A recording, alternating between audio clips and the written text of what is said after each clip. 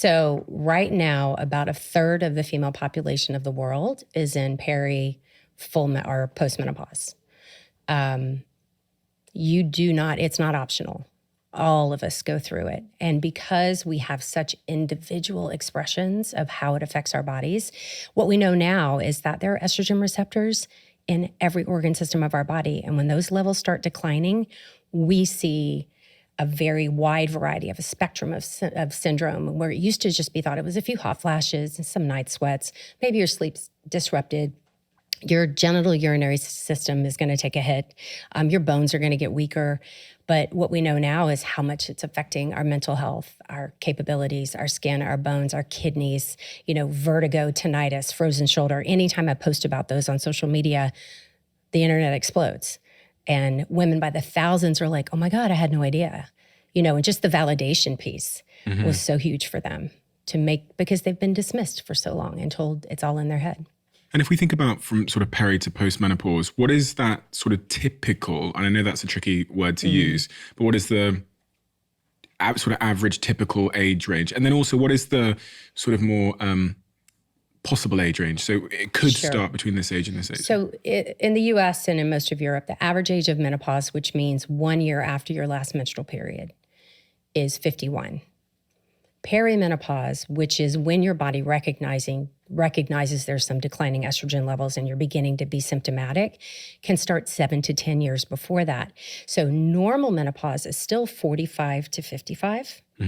And so if you do the math and back that up 7 to 10 years, it is completely reasonable for a 35-year-old woman to begin to experience some of the symptoms of perimenopause. So let's start with, what is it? And I would love you to explain this to me like I'm a 10-year-old. Okay. Because I'm sure there's a lot of people that are, both men and women, that aren't fully. So we're going to talk about gonads, right? What's gonads? Gonads are so in men, it's the testes. Okay. And where you're making your genetic material where you're making sperm, right? And in a female, it's going to be ovaries. Her ovaries. So the big differences between male and female and how that process happens is that males make their genetic material fresh constantly the minute they go through puberty until basically they die, unless they have some medical issue. Females, on the other hand, our eggs develop while we're in utero in our mothers. So while we're in the womb, she's 5 months pregnant with us, we have our maximum eggs that we're ever going to have. And those are meant to last us until we go through menopause. And so they lay dormant until we go through puberty, and then they wake up again and we start ovulating. So we have this monthly in a healthy person, cyclical, hormones rise and ebb and flow with our cycles each month. We have a period, you get pregnant, you don't get pregnant, and the whole process starts over again. Well, because we're born with that egg supply, through time, we're decreasing the amount and the quality of those eggs. So when a woman hits the age of 30, she is down to about 10% of the egg supply that she had at birth. And when she's 40, it's down to about 3%. And it gets harder and harder for that ebb and flow of the natural hormones to do its job. And we start seeing fluctuations in her periods, and then organ systems that are beginning to notice the lack of estrogen. Estrogen is a really powerful anti-inflammatory hormone in most of our body systems. So the musculoskeletal syndrome of menopause is really starting to be talked about quite a bit now.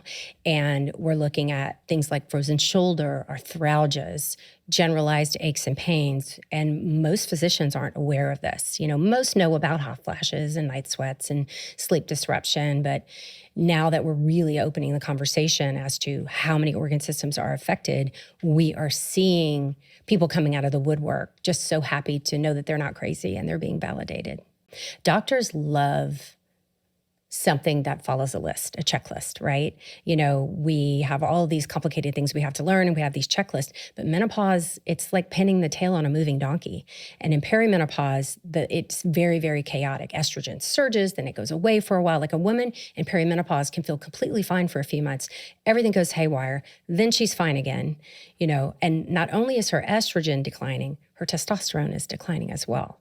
So we're seeing loss of muscle mass. We're seeing changes in her sexual function. We're seeing decreased strength.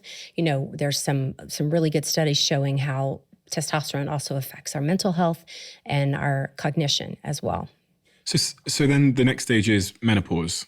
Um, So menopause itself is really that it's just really one day in your life. It's when you can throw the hammer down and say, I'm never going to ovulate again. I'm done.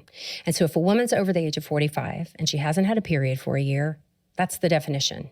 Okay. Now it gets confusing because what if she's had a hysterectomy or doesn't bleed because of a surgery or an IUD or something?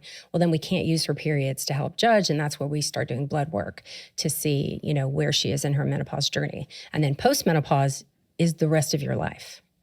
The hot flashes might go away, night sweats might go away, brain fog might get better, but pretty much everything else is going to continue to progress in a very linear fashion until you die without estrogen replacement.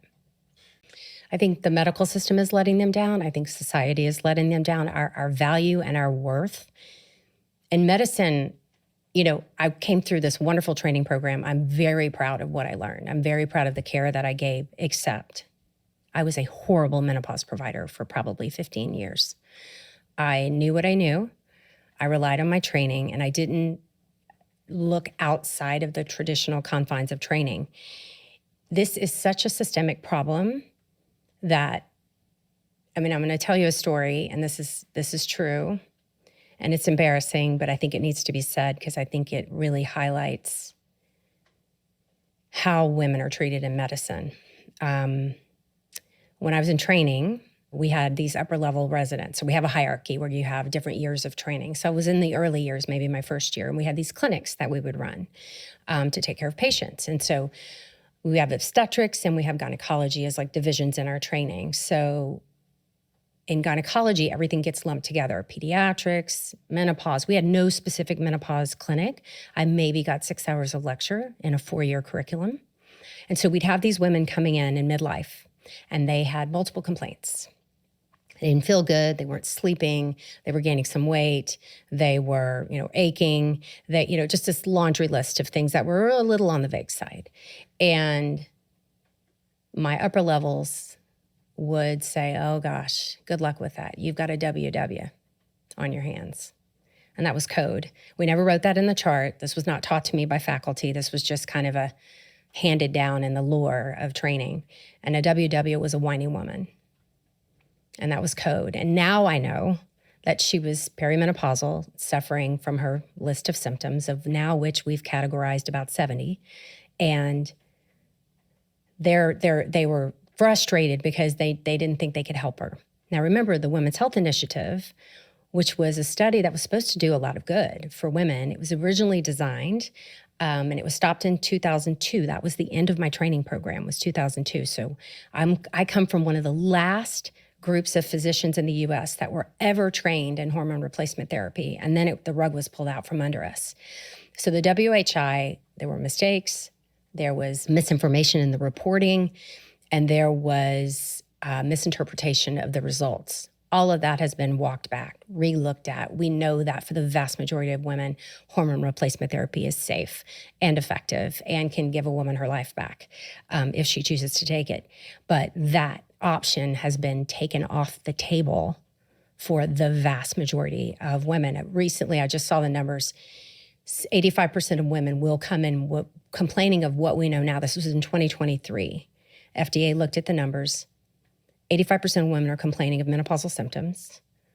10.5% are receiving treatment or therapy today. Is there something in you that feels somewhat, even though you're a doctor, somewhat let down by the medical system, or skeptical about the medical system for personal reasons? I'm one of those women. I thought I'd be one of those girlies who would just breeze through menopause because I was thin. And I was, thin meant healthy. I still, that mentality was alive and well when I trained and through most of my practice. I came through a very fat phobic, training, and medicine as a whole is very biased against people's weight. And so now that I've done a deep dive into nutrition and done a deep dive into menopause and really sat there and listened to patients and realized that, women who were gaining weight with menopause, they've done nothing different. They're still exercising. They're eating the same. The only thing that's changed for them is their hormones. And they're being categorically dismissed at multiple doctor's visits. Or worse, here's their laundry list of symptoms. The root cause is menopause, but it's not recognized. And one medication could have taken care of everything, but they're going to 7, 8, 9 different specialists on 7, 8, 9 different medications to handle each symptom.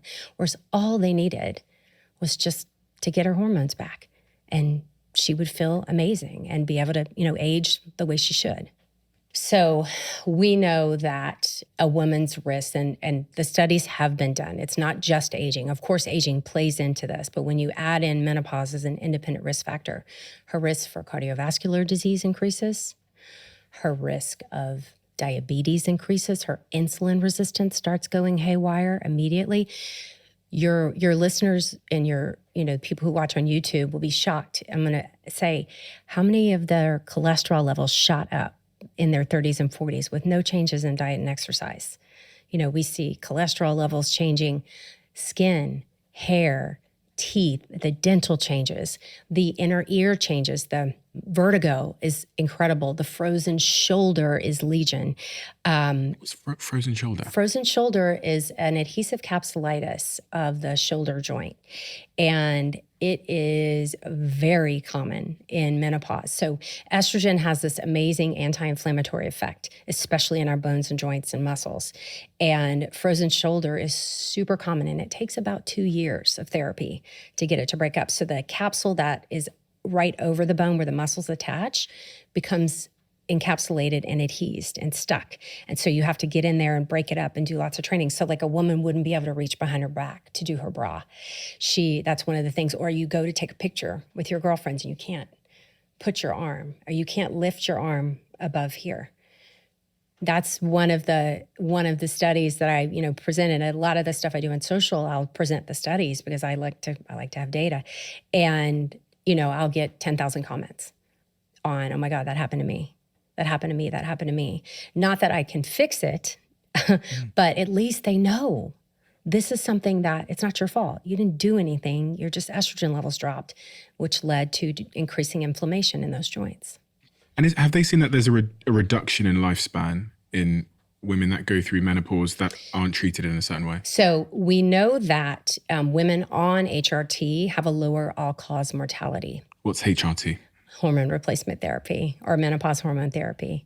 So in the studies that have been done, the observational studies and in the WHI, women who were on hormones, especially beginning early in their menopause. Okay, so estrogen, there's a window of opportunity for reduction of some of this burden of disease. And it is starting in perimenopause or within the first 10 years of your menopause. That's the sweet spot for being able to decrease your risk of diabetes, decrease your risk of cardiovascular disease and dementia. When we go beyond that, we start losing those benefits because estrogen is better at prevention than cure. And so my medical school daughter was like, Mom, I'm never going to be without estrogen. I'm going to start in perimenopause. Like, I'm not going to be one of those women who's ever off estrogen. Of course, she's my daughter and listens to me on social media all day. So she's a little biased, but she says, why can't we get to that point where we have no gaps in our estrogen supply? We just support starting in perimenopause, offer it to all women. Not all women will choose it, and I support that.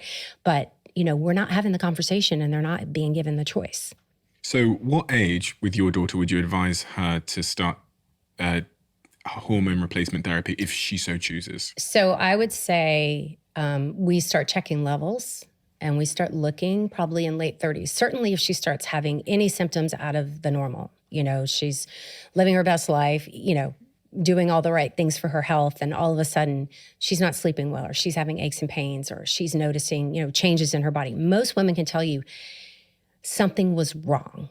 I couldn't put my finger on it, but I knew that something in me had changed, and I wasn't responding to things the same way. Their mental health had changed, or the way their gut had changed, or gut health. Just there's barely an organ system that's not affected by this.